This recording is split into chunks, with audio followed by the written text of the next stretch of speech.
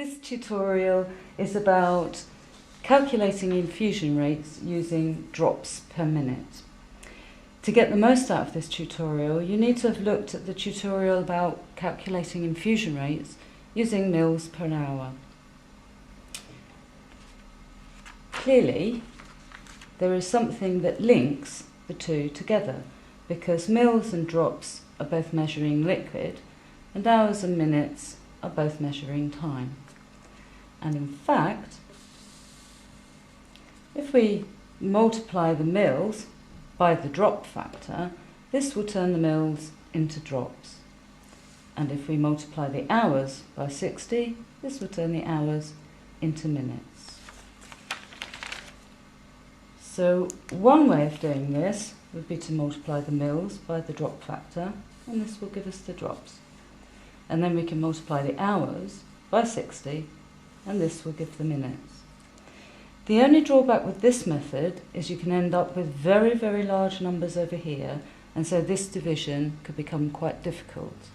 So I'd like to show you another way to do it, which a lot of people said they like because they feel it's a bit of a shortcut. In some of the drug calculation exercises you'll have done, you'll have noticed that there are two main drop factors. One is 15, which is usually for blood, and the other one is 20, which is usually for clear fluids like saline. So in fact, this part of the equation will either be 15 over 60 or 20 over 60. And these fractions will cancel down or simplify to 1/4, and this will cancel down to 1/3. So in fact, what you can do is work out the mils per hour separately, and then if you have a drop factor of 15, you just need to divide your answer here by 4, and if you've a drop factor of 20, you can just divide your answer here by 3. Let's have a look at an example of this. Okay, so you work out the mils per hour separately, and then if the drop factor is 15, you need to find 1/4 of it, and that's the same as dividing by 4. And then if the drop factor was 20, you can take this answer and find 1/3 of it, which is the same as dividing by 3. Let's have a look at an example of how this would work. Okay, let's look at question number 1. This says 800 mils of blood is to be given to a patient over 5 hours. What is the infusion rate in drops per minute if the drop factor is 15? So first of all, I'm going to work out the mils per hour, which is 800 divided by 5, and we can write this like this.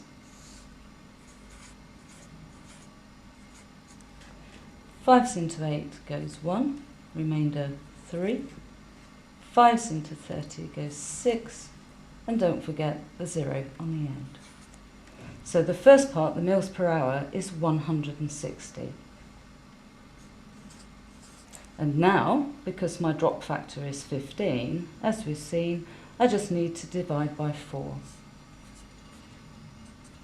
And this one's very easy. 4s into 16 goes 4, and don't forget the 0 at the end. And so our answer is 40 drops per minute. Nice and easy.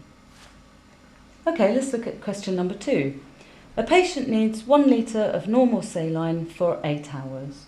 The drop factor is 20. What is the rate in drops per minute? So first of all, we will need to work out the mils per hour. So we need to turn the litre into 1000 mils.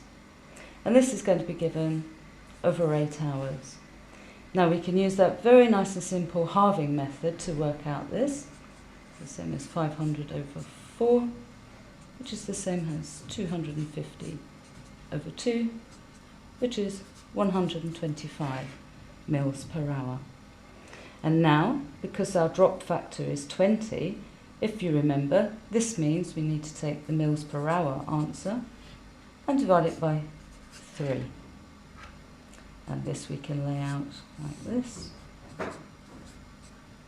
I suspect I'm going to have a remainder, and so then I place a decimal point and a naught to deal with this, and dividing by 3.